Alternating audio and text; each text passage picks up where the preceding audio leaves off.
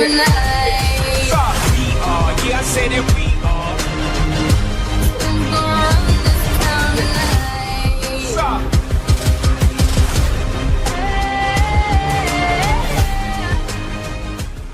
This might just be a team of destiny.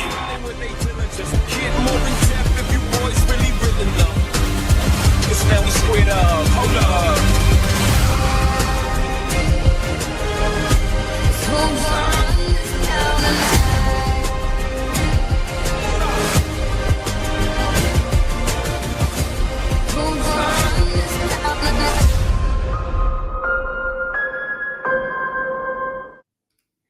Welcome to the Mainline Podcast. I'm Adam Jaquez. My normal co-host, Tyler Burton, gets a well-deserved week off. So I brought in the big guns, Johnny Baseball and Schulte from the Oklahoma Baseball Experience for a baseball exclusive show on YouTube. We'll probably have some softball talk that we'll tack on to the end of the podcast for those listening there. But Johnny, Brandon, guys, thanks so much for joining us this week on the Mainline.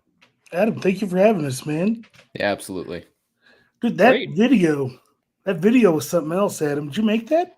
Yeah, I did. I got to give credit to the OU people because they put most of those clips together and I just kind of repurpose and recut everything. So I don't do a whole lot of work there. But yeah, for those that probably are listening on the podcast, you're not going to get that. You're going to have to see that over on Twitter or on YouTube, the hype video that Johnny's talking about. But yeah, I thought it's like, we need to have a new hype video for postseason baseball because there's a lot more fans. There's a lot more OU people that are engaged right now with what's going on there. And there's a lot of excitement.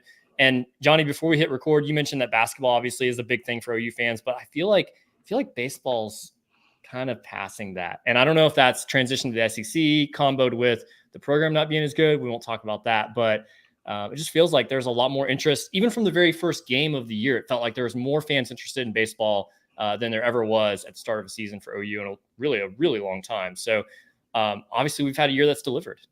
Well, I mean, I feel like in 2022 they had the Omaha run, and that's really started people, drawing people back to L-Dale, back to the program.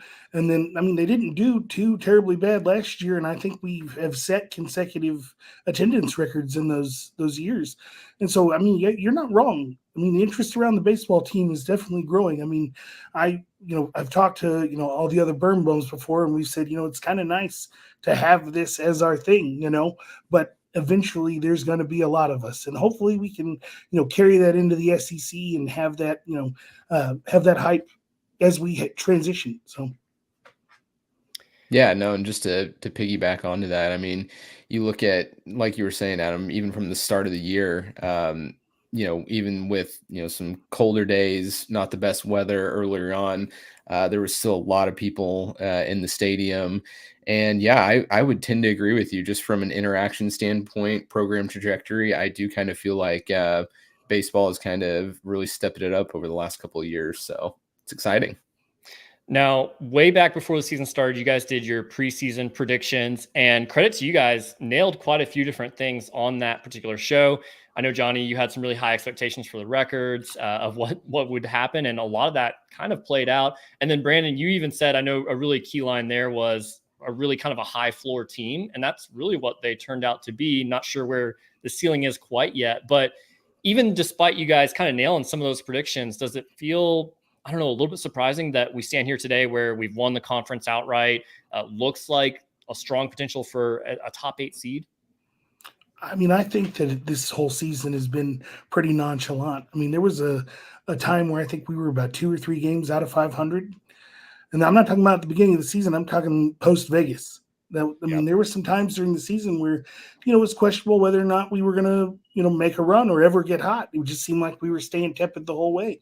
But, I mean, you could see sparks here and there. And I don't know, when we made that season preview, I purposely went into it trying to overinflate things a little bit. Not that I didn't believe we could do it. I just feel like at some point we've got to get excited about this team. We can't have the, woe is me, where we've always got a chip on our shoulder mentality. Sometimes you want to be the Roar. I've said this before. We have that, in your video at the end, the run to the Roar. Sometimes teams like to be the Roar. Sometimes a lion just eat you alive. And I would love for that to be this team. And if we can have just a little bit of pitching, it doesn't have to be elite. It doesn't even have to be great.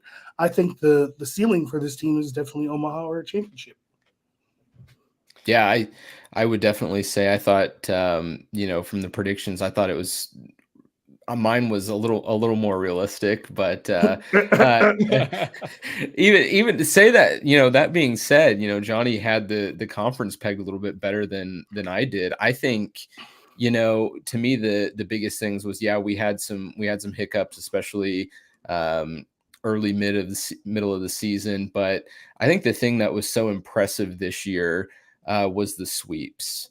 And I mean, I think that's like a captain obvious, but you know, sweeping a 3-game set in baseball is ridiculously hard to do. It doesn't really matter who the team is. I mean, it can be a really terrible team. It's hard to beat 3 teams in a row. And so I think that's been the really impressive thing. We've taken care of business when we got the momentum in a series and kind of didn't relinquish it. So that's the fun part to me. Yeah, I'd say where I went south was definitely in the non-conference. I felt like we should have had a better showing in Vegas. You know, those are teams that we definitely compete with, definitely should have beat.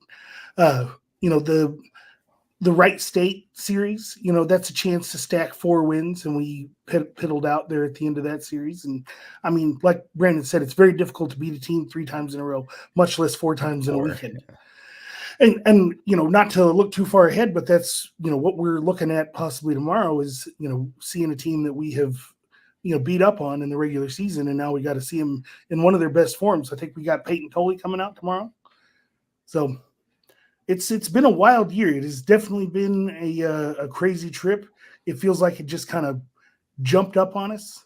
You know, I mean, I as long as, you know, we've kind of had this, you know, foresight where we've been seeing, you know, this could happen, you know, but we just could never commit to it. And then finally there at the end, we were, you know, basically a rain out game from OSU, right, to clinch the Big 12. You know, we're celebrating on Saturday night at Del Dale. Yeah.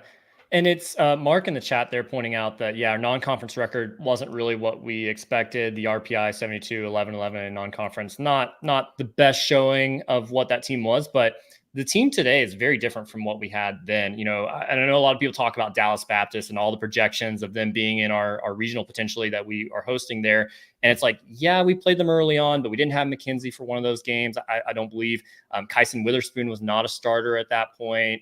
Dylan Crooks wasn't getting nearly as much run. So like different teams really, you know, from March to where we are here in what will be June by the time regional play happens. And same thing for the matchup tomorrow against TCU. It feels like, you know, 2 different ball clubs coming back there. So it's so hard to say like, yeah, it's going to be the same exact result, you know, against these teams if we are to rematch them there. But, you know, I want to talk a little bit about kind of the evolution of some of the offense, because there's so much depth there, and not even to mention guys like Carter Frederick, who you know, are currently out with injury, but it's like, where would you even put him at this point?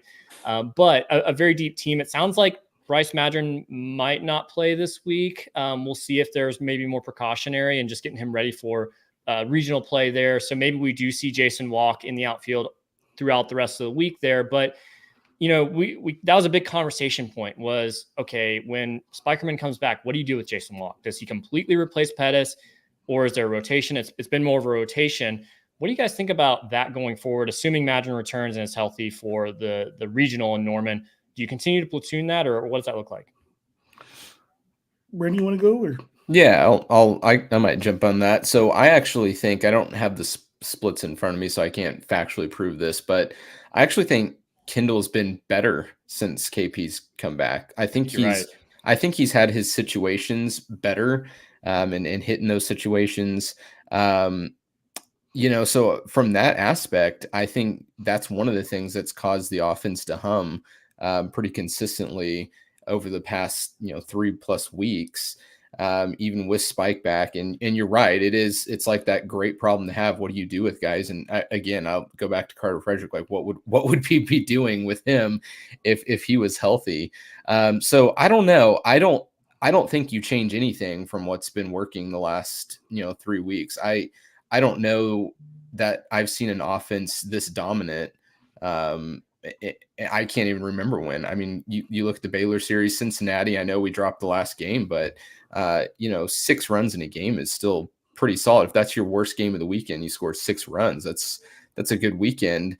And even going back further than that, when you look at how we were faring against OSU and Texas 2 series later in the season that we dropped, I mean, we scored 1 million runs. So I'm not really concerned. I don't think you change anything. I think you continue to let those 2 guys play out their roles. And if one can, starts to slump in any area, then the other will just pick it up. So someone that has really helped the offense hum is John Spikerman. Absolutely fantastic. Johnny, I'm curious. I kind of expected a little bit more fire on social media about this yesterday because the all Big 12 conference teams came out. Michael Snyder, Easton Carmichael both made first team, but John Spikerman all the way down honorable mention. So I don't know, maybe you understand that a little bit better than I do, but it seems to me like, okay, I know he didn't show up on the stat boards because he didn't play as many games as everybody else, but he still qualified for honorable mention. So like, I don't know, it feels like he should have been recognized a little bit more in my opinion. No, I mean, if you don't understand it, I don't understand it because it doesn't make a lick of sense. I mean, JJ Weatherholt is first team All Big 12, and I don't think he played nearly the same amount of games John has. And John has, I think he has better numbers than JJ Weatherholt does. And I know they play different positions, but it's the principle of it all. John is the best center fielder in the Big 12. He deserved to be first team All Big 12. I don't understand it just the same as you do. So and the reason why I didn't go, bananas on social media is mainly because of his mother. I don't know if you saw her tweet where she basically said all of these rankings and all of the ratings and awards are basically for the fans. These guys are playing for much bigger trophies. And, I try to put my finger on the pulse of the team all the time. And if you knew John is not a very flamboyant or out. I mean, you wouldn't be able to tell it by this last weekend with his moves on third base. But no, he's not a very flamboyant or, boisterous leader. He's a very lead by example. And John wouldn't want you to go nuts like that. Not for him, But believe you me, I think it is a complete disservice that he did not make at least second team All Big 12. Honorable mention is just slap in the face. It's funny that you mentioned kind of his demeanor on the field because there are moments where you see a lot of passion out of him, but I feel like his play just speaks so much louder than the celebrations that he does. And kind of a good example of that was I was putting something together. I don't know if it was the hype video or a picture for social media or something. I was looking for something from Spikerman that was showing a little bit more excitement. I just wasn't finding it. And I was like, I know he gets excited about stuff, but there wasn't as much out there. He does. It's just kind of interesting because you're like, wow, his play speaks so much louder than anything else he's doing there. And that's kind of what stands out and what's really noticeable about him and credit to how good of a player he actually is. And what's incredible about him is he does it on both sides of the baseball. Yeah. It's not just his bat, and it's not just his glove. I mean, he's throwing people out from mid center field at home plate. That was absolutely one of the most beautiful plays I've ever witnessed. We talk about Madron's inside the park grand slam, which I make no mistake, that is an incredible feat. I've never seen it before. It blows my mind. But that play John made where he threw the guy out at home plate, I think it was this last weekend versus Cincinnati, that was absolutely sick. And he did it at Texas Tech too. So yes, but it might have been Tech, I'm not sure. Okay. Well, I mean, it seems like something he would do on a regular basis anyway. Oh, he's that good. So yeah, it's definitely something where you notice too, like Baylor's a great example. They're kind of not the best coached team, but like you were seeing the difference in like our outfielders with their speed, with the way they're coached, just looks so much better than anything else that we're playing. So it's kind of it's something that we'll certainly miss because we're going to lose Pettis. These are the last games that Spike plays. Madron's a senior. So like, it's going to be a new outfield next year, even though we got a little taste of Jason Walk, but it's like, soak it up while you can, Sooner Nation. Cause this is about as good as it gets. And to mention Jason Walk, I think, when you talk about him and how when John came back, what we're going to do with him, they've talked all year about how you dominate your role, and I think that goes to say, not just dominate your role, all season long, you dominate your role while you can. I think there was a game where John came in to pinch run, It was before he had fully healed up. He was on first base and ended up scoring from first. And that was the only action he saw the whole game. But after the game, he put on social media, dominated my role. I mean, that's exactly what you have to do. And that's what Walk does. That's what John does. That's what all of them do. I mean, we're getting to see Rocco again. That is fantastic to see Rocco getting his groove back. There. Yeah, best name on the team, probably in my opinion. So love seeing him get some action there. And we've started to see a lot of other guys like Patrick Ingskov and Deshaun Harris getting some at bats, which is like, okay, if you're just gonna sweep everybody and dominate the competition and be up by 5-6 runs most games, like, yeah, you can actually play a lot of guys and start to see what the future looks like, which is exciting for sure. So I probably won't spend all of our time today talking about like the Big 12 tournament because there's a lot of content here, a lot of things to say about this team that will be true a week from now going into the regional or maybe even past that. But I do want to take a look at the bracket, the crazy bracket. Let me make it a little bit bigger here so people can see this. The Big 12. So they haven't filled in all these yet, but Oklahoma's going to be playing TCU there in their first game tomorrow. Looks like it's going to be, a matchup where Skip Johnson's going to go with Braden Davis from there. And then if Oklahoma is able to win that game, they will play a rested, West Virginia team? Is that right? TCU. Or TCU, rather? Okay. Yes. Or sorry, no, we're playing TCU tomorrow. We play TCU tomorrow, and then we play a rested KU. Okay, that's right. So, yeah. Correct, Brandon? Is that how this works? I'm going to be really honest. I'm not 100% sure. It's you're right. It is an odd way of doing things. But You're so kind, Brandon. Yeah, it's an odd way of setting up a bracket. But I think it would be. Yeah, it is Kansas. It is Kansas. I think they're it would the be highest KU. seeded winner. Yeah. Which doesn't make sense. I mean, I would much rather have said, let's play Kansas tomorrow. Or I don't know how this would work. They totally screwed this up with 10 teams. Like, it's not that hard to do. But basically, OU's got a tough draw here. Essentially, one of the hotter teams in TCU, a talented team in TCU. They're probably going to throw their best pitcher in Peyton Tolley. OU's going to counter with Braden Davis. We'll see what happens there. If you lose that game, you basically have to work your way out of the loser's bracket, which could include a doubleheader on Friday. We love doubleheaders at Oklahoma. We can't get enough of them, apparently.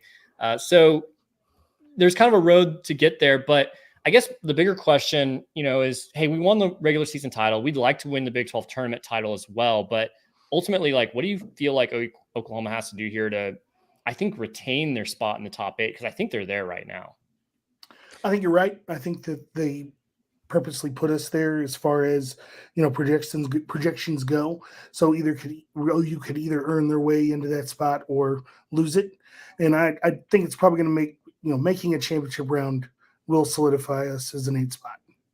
That's just my opinion.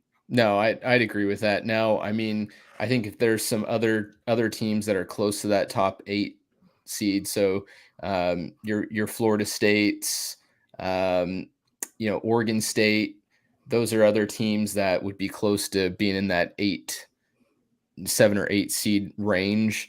And Georgia already kind of helped us out losing today. So that's a big one. So, those other teams, if they have early exits that are right there, that's going to bode well for us as well. I mean, I think if you go 0-2 here in the Big 12, which, I really don't think is going to happen, but, let's say it does, then I don't think there's really much of a hope of getting a top 8 seed, because an Indiana State or Oregon State or Virginia will overtake us. But, I think, even if we championship round for sure we're in, if we go 1-2 and get a little help from the Georgias and Florida States, then I think there's still a shot. Yeah, my intuition's kind of feeling like 2-2 should be enough. Seeing Georgia lose, Florida State's kind of one of the other ones I'm keeping an eye on. Indiana State, I'm not expecting much help there, but I mean, maybe they'll drop that. I don't know. Oregon State's a good one to mention too there. I think they're one that is getting pretty hot and getting some good wins right now. So potentially them. But yeah, it does feel like Oklahoma should be the one that is defending that 8th or 7th spot right now. And it's within their destiny to control that, essentially, in my opinion, based on where things stand right now. But we'll see. So we are in agreement that this is the dumbest possible way to format this tournament. Well, there's some crazy ones out there. Like the ACC does the pool play. I think is it the ASUN that does like the RPI pool play. So there's some wild ways to do it, but this just feels short-sighted. Where if you are if you're West Virginia or if you're Texas down there at the bottom of the bracket, like you win your game one, you're in much better shape because you get the day off on Thursday, on Wednesday rather. So I agree. Yeah, or I guess in this case, Kansas is the beneficiary of the top bracket. They're getting the day off, but yeah, it's like this doesn't make any sense. So the one year we win it all, we don't really get all that much of an advantage. So it's weird. It's like it's a bracketed pool tournament, and I know technically it's a pool tournament, but they could have told everybody that, and they also could have not done these brackets because all that did was confuse everybody. I probably got 5 or 6 DMs today asking if I knew how the tournament worked. It is hard to follow, trying to read through like, okay, lowest seeded winner here, but which games does that come from? Like it's impossible.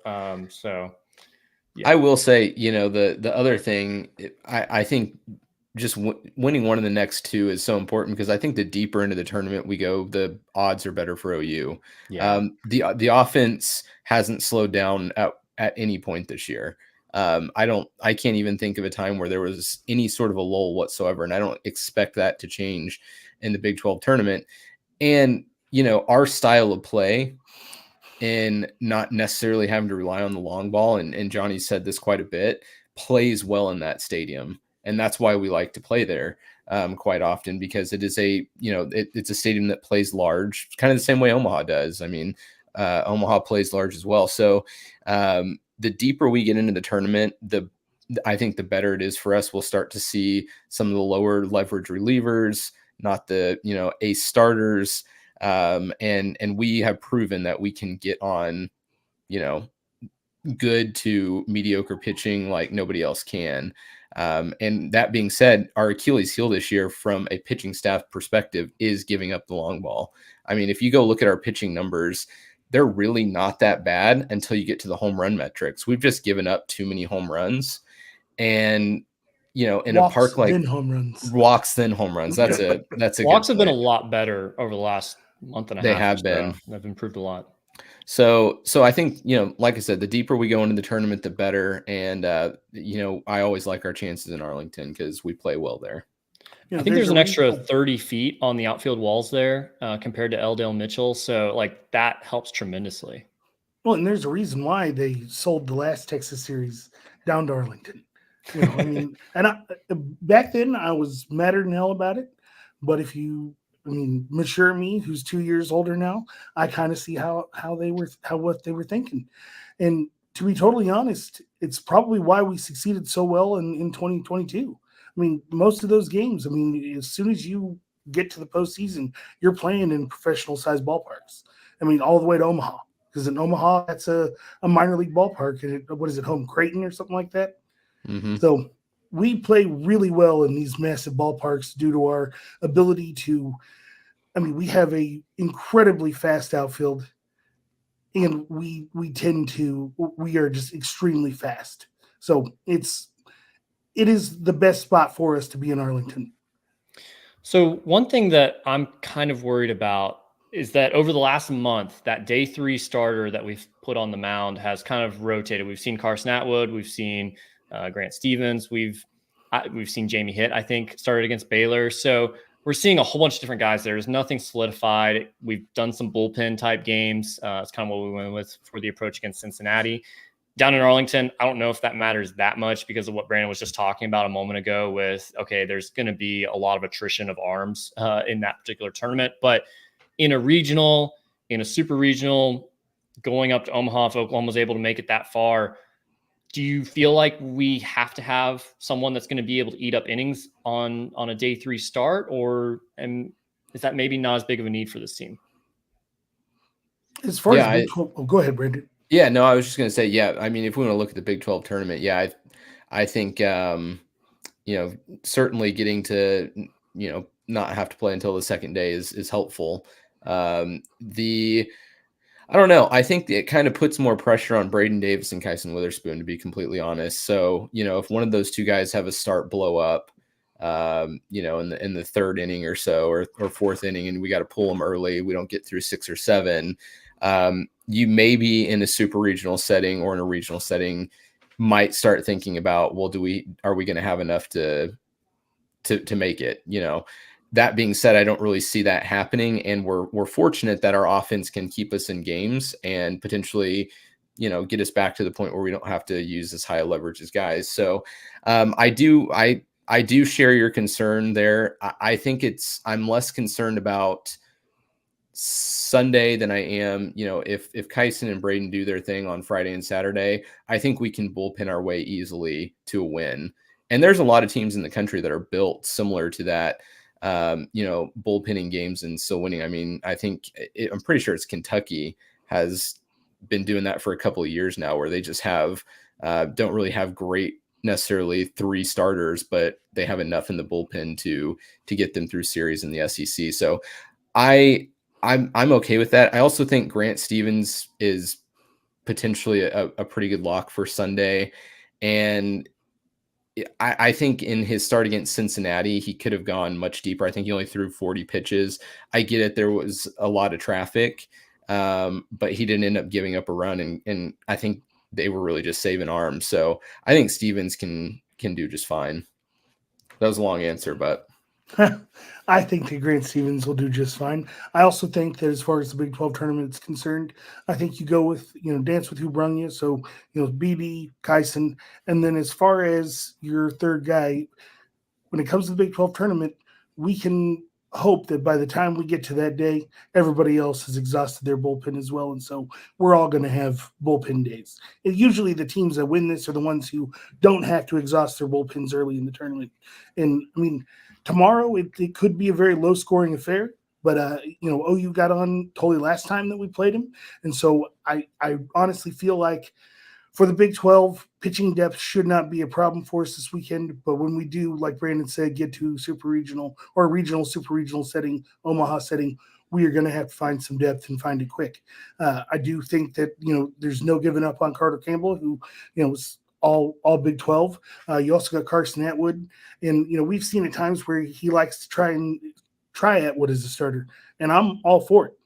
I'm all for just about any of these guys. You also have a fresh arm in 99, the LSU transfer, Bowman, Brandon. yeah. Bowman. You also have Bowman, who we've not seen a ton of, but we've also seen some pretty spectacular things out of him when he's been on the mound. And I have a feeling there's going to be somebody in this group who's going to separate themselves as that third guy. And I mean, it's a perfect opportunity for it. I mean, you saw guys like Cade Horton make their money starting today, starting tomorrow. That's when Cade Horton started making his money. So any one of these guys can do that. I would also, and, kind of pose the question to you all, if you were to take the 2022 bullpen or the 2024 bullpen, who would you take? Just throwing that out there. So, not starters, just bullpen. Are you trying to hurt me? I'm not trying to hurt you. Why you got to make me pick? I still think that there's more depth in the 2024 group, but Trevin Michael is by far and away the best of any of those guys. So I guess that kind of depends on do you feel confident in your starters to give you enough innings to get to Trevin Michael on a regular basis? Right. Good question, though. I don't know. All that being, I mean, the main point of the question is really just, that's why I stress a little bit less than maybe I should about the Sunday situation, because I think we have enough arms in the bullpen, reliable arms in the bullpen this year compared to, I don't think if we didn't have a solid 1, 2, 3 punch in the, out of the starters in 2022, I don't know if we had as deep of a bullpen to have platooned a day. So I know this will be a talking point a week from now when we're hosting a regional and our first matchups probably against an automatic qualifying team from some conference most of us have never heard of. No chance that Skip Johnson does anything except for start Braden Davis on day one against that team. Oh, right? No doubt. I mean, okay. I don't think that we, try to, reinvent anything, mid playoff.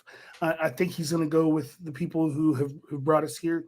The only way I could see that is if it truly is somebody who just got in on a hope and a prayer by winning their tournament.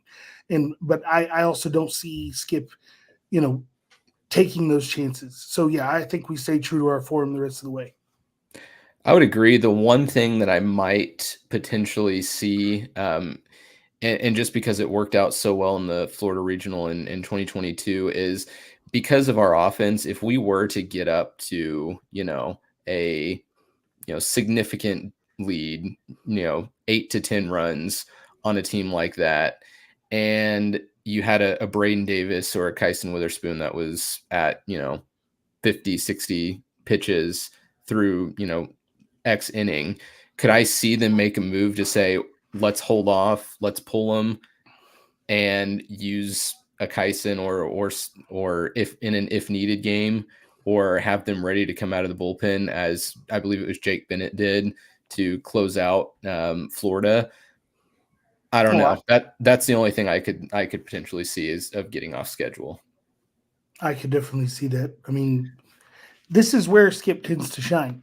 So, I mean, if we take care of business, you'll see Skip in his best version of game management, which some people tend to not like about him. But he's done well at it in the postseason in the past several years. So I feel like we're either about to see them do really well or not well at all. I don't think that there's going to be a middle ground there. So, in terms of closing, he's gone to Malachi Witherspoon and Ryan Lambert the most as of late, and we've had some really good results from them, and sometimes maybe a little bumpy performances here and there, but overall pretty solid there. Who do you guys trust more if we had to pull one of those guys out of the pen at this point? I just think about it. It depends on situation. Both of them are very capable pitchers. I like the fact that Lambert can, has such top end velocity and can dial it back down with his off speed. I mean, the drastic change between those two can fool just about anybody. Now he's had both of them have tended to, give up the long ball in rough situations. If that's one of those things where I've said, if we can have decent pitching, it does not have to be elite. If we can limit those instances, we are going to make a very nice run at this thing. Yeah, I might have a less diplomatic answer than that. I definitely, I think at this point, I think I like Dylan Crooks and as set up and Lambert as closer right now. I just think from a consistency factor, there is, everyone on the team's given up a long ball, but Lambert's given up 1 and Malachi's given up 6. And I mean, that's nothing to say that Malachi isn't a great pitcher. He is. It's just, I think at this point in the season, I think Lambert has earned the right to go out there for the close. Which is kind of the key. Brandon. Yeah, it's kind of the key that you talked about earlier. It was like, don't walk people, don't give up the long ball. Like that's it. Outside of those stats, he's had pretty good pitching throughout the entire year.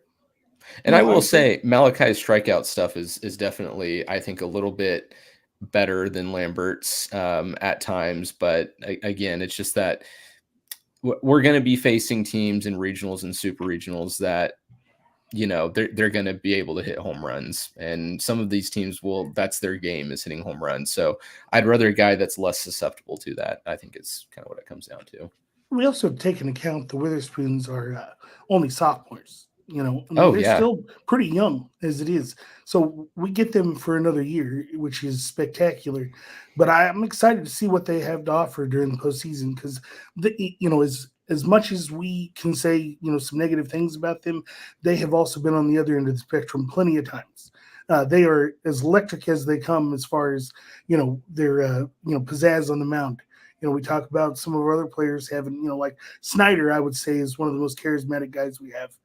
And I feel like the Witherspoons are right there with him as far as mound goes. So Witherspoon's returning next year because they're sophomores. Won't be eligible for the draft. Spikerman, I mean, he's going to go take the money there at that point. Like he's gone. He's gone. Yeah, he's ready for it. Boy, but you think about one full healthy season with Spikerman, though. Golden Spikes, guys. Yeah.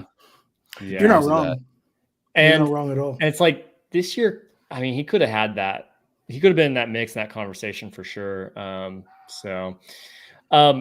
But other than that, like there's obviously your seniors like Bryce Madron, Kendall Pettis, Anthony McKenzie, Michael Snyder. Those guys are going to be out of eligibility. Jackson Nicholas is kind of the one that comes top of mind. I don't know what you guys feel about him. I'm not super big into MLB draft or anything like that, but is someone like Nicholas or maybe anybody else on the roster someone that we should just be soaking in these last moments in a senior uniform potentially? I think that Jackson's one of those guys. Yeah, I mean, he's nonchalantly had a pretty monster season as far as his numbers go.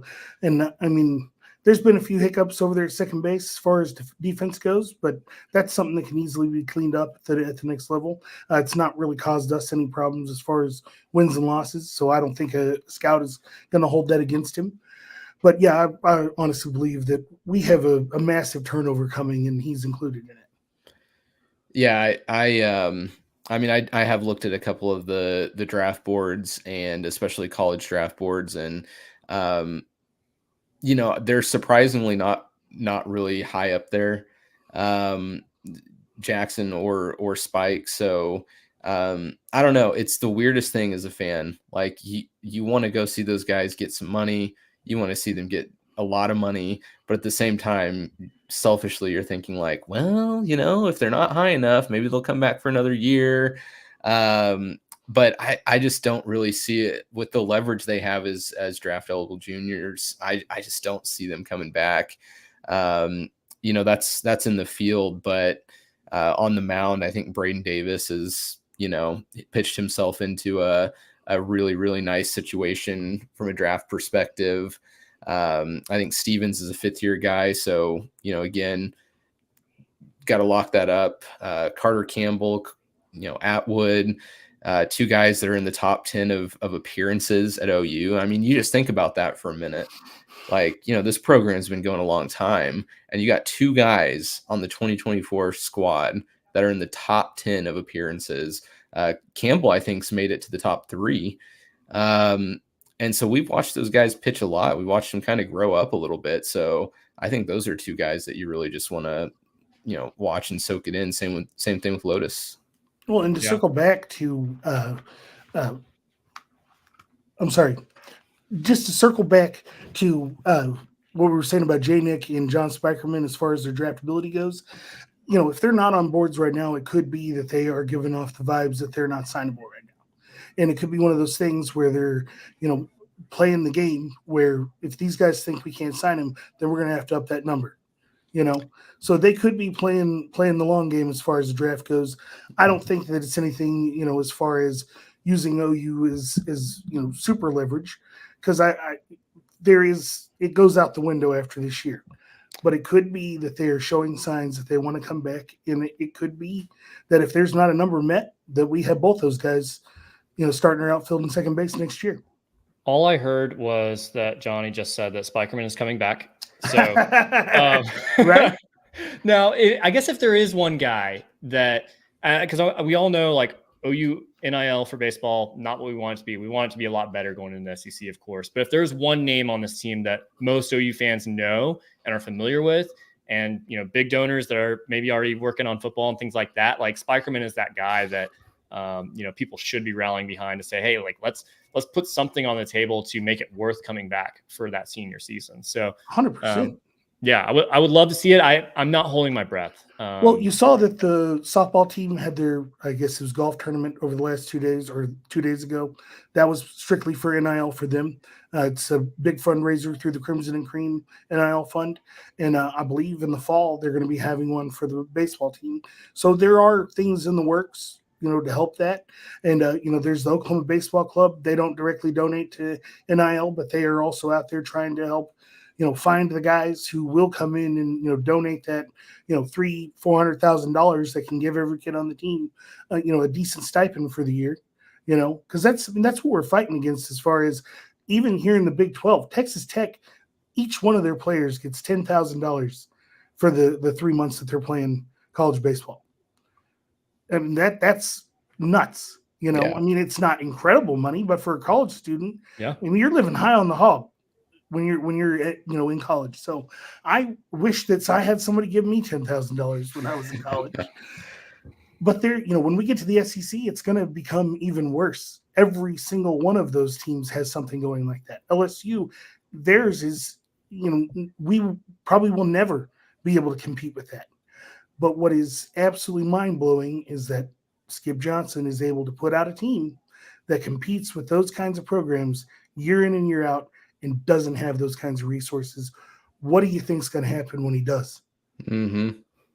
Yeah. Last question here before we close it down for the evening. I want to know, who's your X factor heading into the postseason, Big 12 regionals? If we're able to make it past that, who's the X factor on this team that you're looking for to say, hey, if this guy plays well, I start to feel really good about this team overall.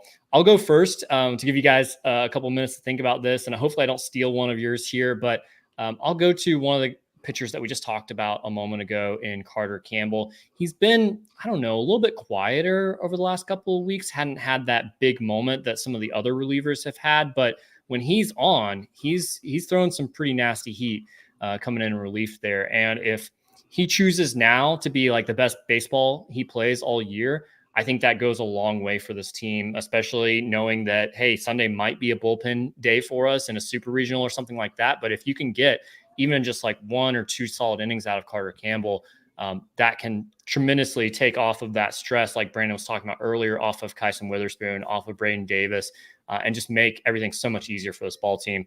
So I'll go with Carter Campbell on that one. Yeah, if we could have a couple guys in our bullpen go on, Cade Horton-esque runs throughout the playoffs, that would just be tops. But I think I am right there with you as far as Carter Campbell. That's an excellent choice, because if Carter Campbell succeeds, this team is making a very, very deep run. If him and Carson Atwood have those kinds of the games that we've seen throughout the year and don't blow up, we're going to make a nice run. I would say that my key player is probably Jackson Willits, if he can continue on the tear that he's on. And I wish I could have a group, because if we could just have another part, if we could just have the back end of our lineup produce like they have been throughout the playoffs, we are going to make a nice run. Our pitching should be able to keep us there. Our offense will prop us up. But Jackson Willits is my pick. Yeah, I definitely like Jackson Willits. I think that's that's a really good point on if he's clicking. It gets even more dangerous. But I'll take the obvious answer here, I suppose. And I'll take 2 guys, which would be Spikerman and J. Nick. And the reason why I say that is these are the 2 guys that they've been there and done that, and so is Kendall Pettis. We could definitely choose that, but those 2 guys have been leading the offense. As Johnny said, J. Nick's had a kind of quietly ridiculously good year. His his OPS is 980. He's had a great year. So I just look to those guys as, they've been there. They went through the 2022 regional. This is going to be their 3rd regional. There's not a lot of guys in college baseball that get to play 3 regionals in their first 3 years at school. That's not every school has that opportunity. So I look to their leadership, and those moments I don't think they're going to be too big for them. I agree, man. Love it. Well, guys, thanks so much for joining us today. Make sure you're following the Oklahoma Baseball Experience on Twitter. That's at OKB2023. And you can find the podcast pretty much anywhere that there's podcasts. And it's a great listen. Lots of players on the show, lots of great interviews there. And then, of course, there's the bump every time a player's on, they start playing better. So always some great content that you guys are doing, and really appreciate you guys jumping on with us this evening. Gotta love that Johnny Baseball boost, man. Yeah. hey, we should get that boost for the main line here. Our podcast. There you go. Off, probably. There you go through the roof. No, we appreciate it, man. We see you all propping up the baseball team. I think at the end of the day, when we started doing this, all the way back in January of 2022, when we started doing the spaces, was just man, the baseball team needs more support. They need more people talking about them. They're one of the best teams in the country. Heck, they're a top 10 team. So, as a fan base, we got to get behind them more, got to pay attention to them more, and got to talk about them more. So Yeah, and kudos to the baseball program for allowing those guys to be on our podcast. It's I true. mean, I never thought that we were going to have Skip Johnson on the show, and all it took was me asking, and there it was. Most people have to go through a media request. We're just a text away. Basically, they let us have these guys on our show because they know we're not going to badger them. We're not going to, we are not media. We don't ask the tough question. We don't ask them, how are you going to get out of this hole? The team's playing pretty rough right now. What do you think? We don't do that kind of stuff. We're asking them, what kind of fish are you going to be? So it's fun to have them on there. It's even more fun to see them go succeed after they've been on the show, and not for selfish reasons, just because we truly do love this program and we want to see it in its best form. And I think our best days are ahead of us, especially with Skip Johnson at the helm. Absolutely. Well, Johnny, Brandon, thanks so much for being with us today. And hopefully we'll maybe be chatting again in the future, talking about the run that this team is about to go on. So we greatly appreciate you guys jumping on tonight. Well, if we do well this week, we have to do this again next week. So we gotta keep it rolling. Gotta keep it rolling. That's right. All right, guys. Well, thanks so much. Thanks everyone for watching. We'll see you next week on the main line.